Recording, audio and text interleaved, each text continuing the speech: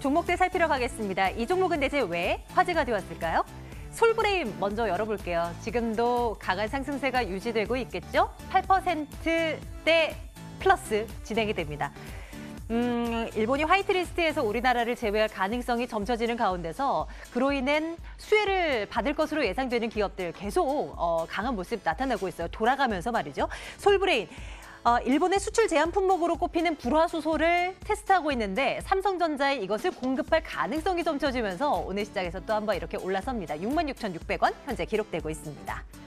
메지온 볼까요? 장중한 때 20% 가까이 급락하기도 했던 종목입니다. 그런데 지금은 2% 플러스로 돌아선 모습입니다. 장중 변동성이 굉장히 심합니다.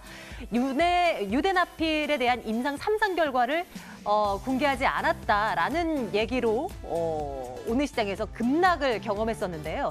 회사 측에서는 지금 당장 데이터를 공개할 수는 없어도 수개월 안에 이것을 학술 발표지를 통해서 공개할 수 있을 거다라고 얘기를 해놓은 상황입니다. 107,700원 오늘 보유하신 분들 정말 아찔한 하루를 보내셨을 것 같습니다. 이렇게 주가 한번 챙겨보고요.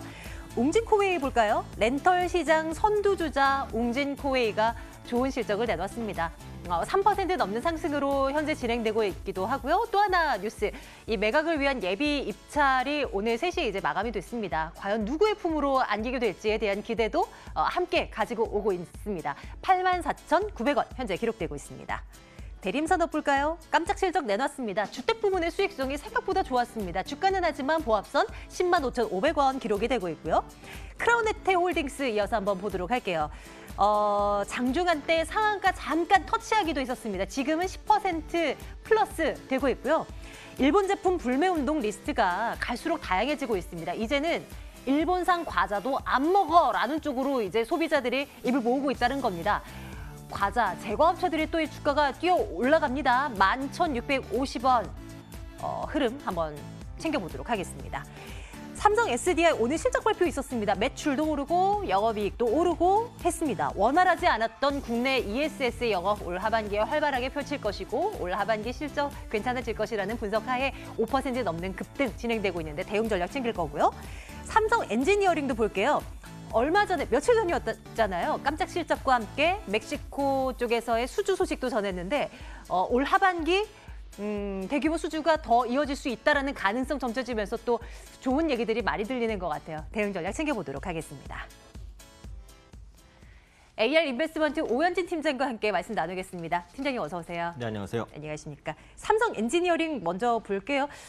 의외로 실적이 나쁘지 않은 기업들 좀 계속 나오고 있는 것 같습니다. 삼성 엔지니어링도 그 가운데 하나 아닐까 싶은데요. 일단 수주 소식도 함께 전해오면서 좀 강세를 이어가고 있는 모습이에요. 어떤 대응 전략 필요할까요? 네, 그래서 현재는 이제 긍정적인 이슈들이 많이 나오는 이제 종목이라고 보여지고 있어요. 그래서 말씀해주신 대로 이번 주에 그 정유공장 프로젝트 관련해서 수주 공시가 있었습니다. 그래서 1단계 상세 설계, 2단계 공사, 그리고 시운전에 합쳐서 이제 수주가 이루어진 것이다라고 보시면 되겠고요. 수주 금액이 한 1,700억 원 정도 됩니다. 그래서 최근에 있었던 작년 매출액의 한 3% 정도 규모고요. 최근에 국제유가가 어쨌든 바닥을 찍고 좀 완만하게 반등하는 그런 모습들을 보여주고 있기 때문에 이 해외 정유 부분에서의 수주 하반기에 확대될 가능성이 높다라고 판단하고 있습니다. 2분기 영업이익도 이제 1,000억 원, 전년 동기 대비 128% 증가했습니다. 그래서 올해 2분기 같은 경우 기업들의 실적 전망치가 아시겠지만 별로 좋지는 않아요. 그래서 전년 동기 대비해서 한 40% 정도 평균 감소할 것으로 보여지기 때문에 호실적을 내는 종목은 선별적인 수급이 들어올 수 있다라고 보고 있고요. 이 주력 분야라고 볼 수 있는 화학공업 부분의 안정적인 사업 수행으로 실적이 견조합니다. 그래서 동남아라든지 중동 지역의 수주 개선 가능성 충분히 있다라고 보고 있고 향후 미국과 이제 알제리 등을 비롯한 다양한 지역에서 이제 정유와 석유, 화학 관련된 수주가 이어질 것으로 보여지고 있고요. 무엇보다도 조금 굵직한 프로젝트들이 올해 4분기 그리고 내년까지 이어지기 때문에 향후 수주에 의한 수급 유입은 꾸준하게 유입될 종목으로 판단하고 있습니다.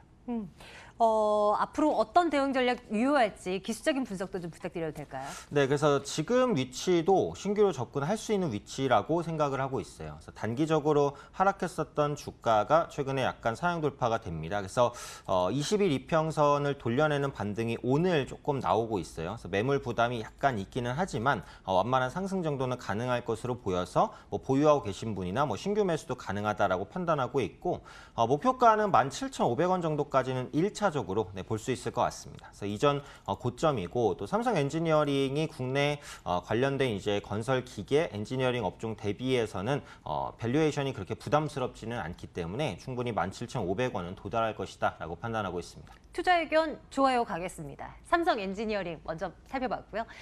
다음은 삼성 SDI 볼까요? 오늘 장 초반이었던가요? 실적 나왔고요. 한동안은 참 안 좋은 뉴스들밖에 없었던 이 삼성 SDI인데 그래도 이제는 뭔가 하나둘씩 풀리면서 이제 좋은 얘기들이 들리고 있는 것 같아요. 네네. 지금 구간은 괜찮습니까? 네, 지금 구간이 가격적으로는 약간 부담스러울 수 있는데 뭐 2차 전지 관련된 전망은 좋다고 생각이 돼요. 제가 이 자리에서 2차 전지 말씀을 드릴 때 거의 뭐 나쁘게 말씀드린 적이 없습니다. 그래서 하반기 같은 경우에는 2차 전지 시장이 폭발적으로 성장할 그런 시장이다라고 이제 보시면 될 것 같고 자동차 고객들의 전기차 양산 모델 출시가 내년에 좀 몰려 있어요. 그래서 그런 만큼 배터리에 대한 수주는 그보다 앞서서 이제 이루어질 가능성이 높다라고 보시면 되겠고 전국에 이제 전기차 인프라가 생각보다 좀 많이 갖춰져 있어요. 그래서 전기차 충전소를 찾기가 예전만큼 어렵지는 않거든요. 그래서 그런 부분들이 전기차 보급화를 이루어낼 수 있을 것이다라고 보고 있고요. 또 중저가 스마트폰 판매가 확대되면서 그 소형 전지 부분의 매출도 괜찮습니다. 그래서 삼성전자의 그 갤럭시 A 시리즈가 이제 가격이 한 30만 원에서 50만 원대 이제 중저가 브랜드인데요. 최근에 비교적 잘 팔리고 있고 또 요즘에 삼성전자가 이제 주력하는 시장이 인도 시장이에요. 인도 같은 경우 중국 다음으로 인구가 많고 특히 10만 원에서 30만 원대 저가 스마트폰에 대한 수요가 굉장히 큽니다. 근데 지금 삼성전자가 이제 인도 시장에서 샤오미 다음으로 2위의 점유율, 시장 25%를 차지를 하고 있어요. 그래서 앞으로도 이제 인도 시장에서 중저가 스마트폰이 잘 팔릴 것으로 보여지고 있기 때문에 관련해서 이제 소형 배터리를 공급하는 삼성 SDI의 실적도 좋아질 가능성이 있다라고 보고 있고 다만 이제 그 주가가 오늘 이제 갭상승을 좀 보였습니다. 그래서 지금 뭐 돌파하는 패턴처럼 보이긴 하는데 아직 전고점 저항을 완전히 돌려내지는 못했어요. 기간적으로 2018년에 있었던 10월 고점 그리고 올해 초의 고점 그리고 현재 주가 이 세 개가 모두 다 맞닿아 있는 구간이라서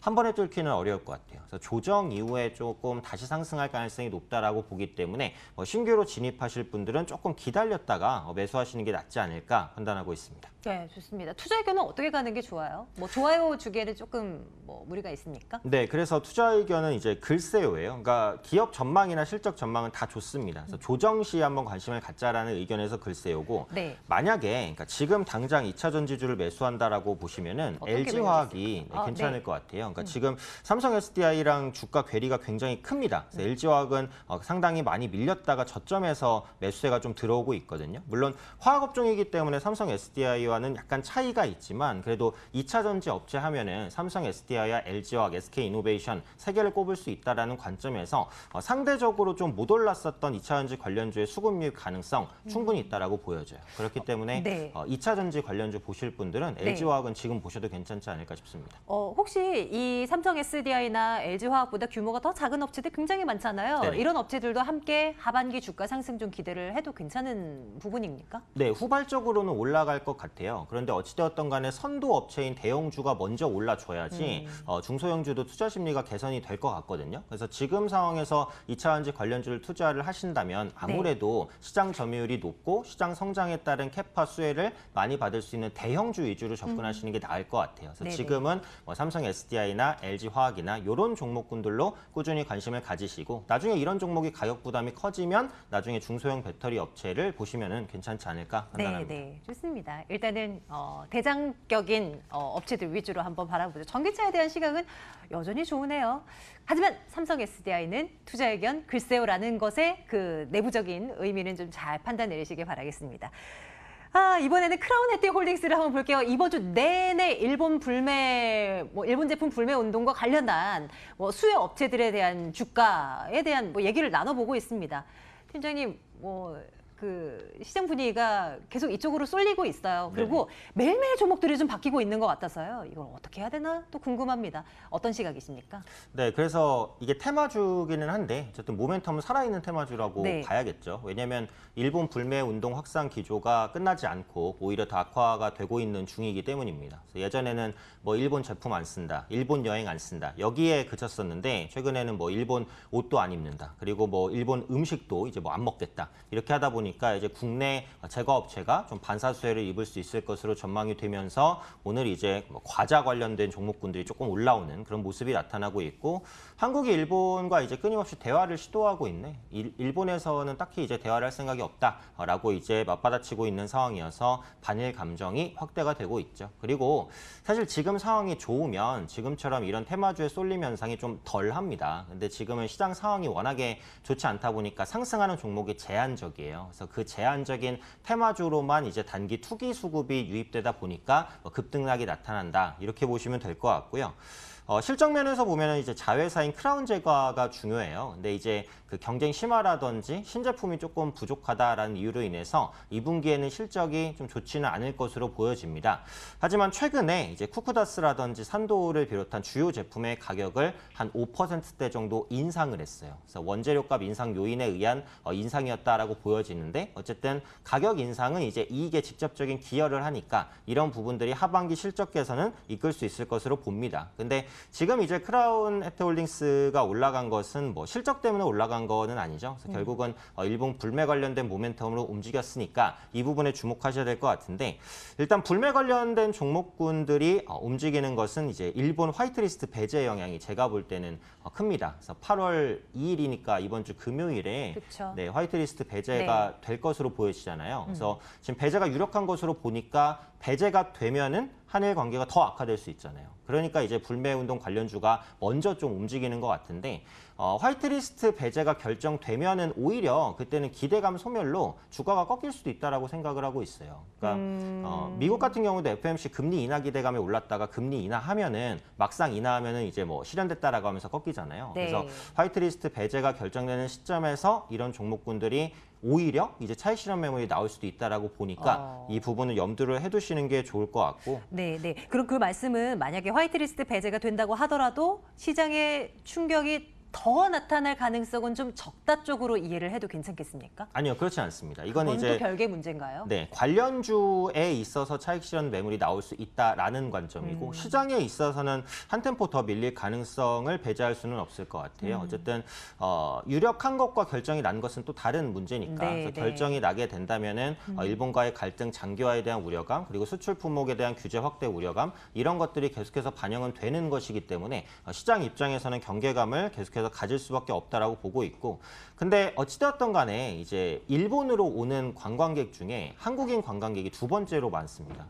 그리고 일본이 수출하는 국가 중에 3위, 세 번째로 많이 수출하는 국가가 한국이에요. 그러니까 일본도 어쨌든 이걸 아주 장기적으로 끌고 가지는 못할 거예요. 근데 지금 당장은 이제 봉합되는 그 부분은 아니니까 경계심을 가지고 볼 수밖에 없는 부분이다, 이렇게 봐야 될 것 같습니다. 투자 의견은 글쎄요 정도로 찍겠습니다. 네. 내일장 탑픽으로는 삼성 엔지니어링 올려놓으면 되는 거죠? 네, 그렇죠. 그래서 오늘 이제 좋아요를 드린 종목이 삼성 엔지니어링 밖에는 없기 때문에 오늘 탑픽은 삼성 엔지니어링으로 말씀드리겠습니다. 자, 종목 분석 AR 인베스트먼트 오현진 팀장과 함께했습니다. 팀장님 고맙습니다. 감사합니다.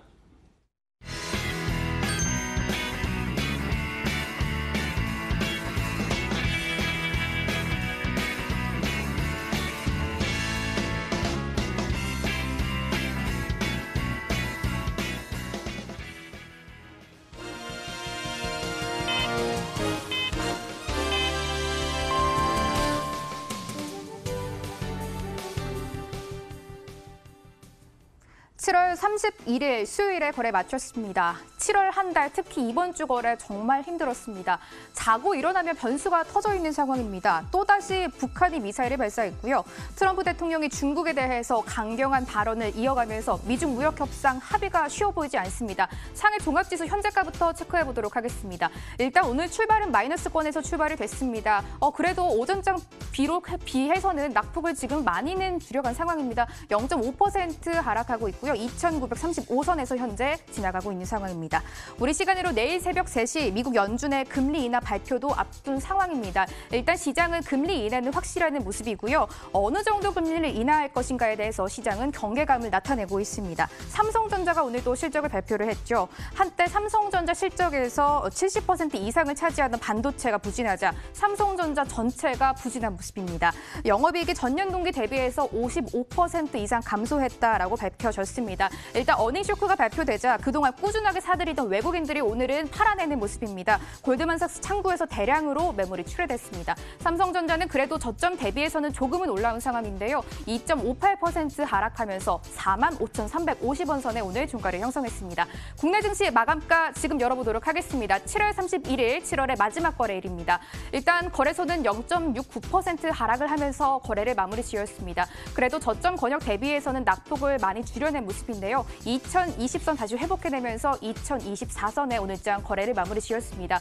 코스닥은 후장 들어서 분위기가 급격하게 좋아지면서 상승 반전에 성공해줬습니다. 0.7%까지 탄력을 올라갔는데요. 장중 한 3시 20분 정도 0.9%의 탄력에 비해서는 오름폭이 다소 둔화되긴 했습니다. 0.74% 상승하면서 630선을 회복해내면서 630.24포인트의 오늘장 종가를 형성했습니다. 이번 주 금요일 일본이 한국을 화이트리스트에서 제외할 최종 결정이 예정돼 있습니다. 오늘도 국내 증시는 일본발 이슈에 움직이는 종목들이 대다수가 포진이 돼 있었는데요. 일본 불매운동 관련주들 앞서 보셨듯이 어제장에선 소득국과 우류, 오늘장에서는 음식료품으로 매기가 옮겨졌습니다. 특히 일본 사케 매출이 급감하고 소주를 찾는 고객들이 많아진다라는 소식에 보해양주가 오늘 매기가 쏠렸습니다. 하지만 장중 20%의 탄력에 비해서는 다소 탄력이 둔화된 상태네요. 4.1% 상승하면서 1,120원 선에 오늘장 거래를 마무리 지었습니다. 일본의 소재 수출 규제로 반사이익이 기대되는 화학주들 오늘 다시 탄력이 붙었습니다. 크리스탈 신소재는 개별 이슈까지 개폈는데요. 장중 상한가 터치가 나왔지만 상한가 가격 제한폭은 풀린 모습입니다. 중국 그래핀 업체를 자회사로 편입한다라는 긍정적인 이슈가 날라왔습니다. 오늘 2,690원 선에서 시세를 마무리 지었습니다. 삼성전자 이외에도 2분기 어닝 쇼크를 기록한 기업들이 오늘 속출했습니다. 아모레퍼시픽도 2분기 실적 발표가 있었는데요. 영업이익이 전년 동기 대비해서 35% 가까이 감소하면서 시장의 기대치에도 훨씬 못 미치는 성적표를 내놨습니다. 중국에서의 매출 감소가 주요 원인으로 꼽히고 있었습니다. 오늘 장중 신저가가 터치가 나왔습니다. 외국인들의 수급이 대량으로 이탈되는 모습입니다. 오늘 6% 급락이었고요. 14만 원 선에 거래를 마무리 지었습니다. LG 디스플레이 역시 장중 신저가가 나왔는데요. 8,100억 원이 넘는 규모의 해외 자금 조달 계획을 발표한 게 원인이었습니다. 해외 자금 조달이 되면 전환사채 투자자들이 권리를 행사하면서 그만큼 기존 주주들의 이 지분이 희석되기 때문에 주가 함께 급락된 것으로 풀이가 되고 있습니다. 오늘 7.4%까지 하락하는 모습이네요. 장중 급락이 나왔고요. 14,500원 선에 종가가 잡혔습니다. 마지막 특징주 미스터블루 준비가 돼 있는데요. 자회사가 모바일 게임 에오스레드를 내일 8월 1일에 본격적으로 출시를 하는데 사전 예약자 수만 70만 명이 넘는다고 합니다. 흥행 기대감이 불어 닥치면서 상한가가 풀리지 않은 채로 장대 양봉을 그리면서 종가를 형성했습니다. 7,040원 선에 거래를 마무리 지었습니다. 마지막으로 수급까지 점검해 보도록 하겠습니다. 먼저 거래소 시장인데요. 오늘 외국인들이 하루 만에 다시 팔아냈습니다. 외국인 그래도 매도 금요를 많이 줄여갔습니다. 500억 원 가까이 팔아내는 모습, 개인은 778억 원 매도 우위를 보였고요. 기관이 오늘 이끌어줬습니다. 금융투자가 구원투수가 돼준 모습이고요. 1,206억 원 사들이는 모습 점검이 됐습니다. 마지막으로 코스닥 시장까지 넘어가 보시죠. 외국인들 그래도 장중 매도에서 매수로 스탠스를 바꿨습니다. 286억 원 사들인 모습이었고요. 기관은 51억 원, 개인은 131억 원 팔아내면서 코스닥 시장 팔아내는 모습까지 점검이 됐습니다. 마감 시장 상황 정리해드렸습니다.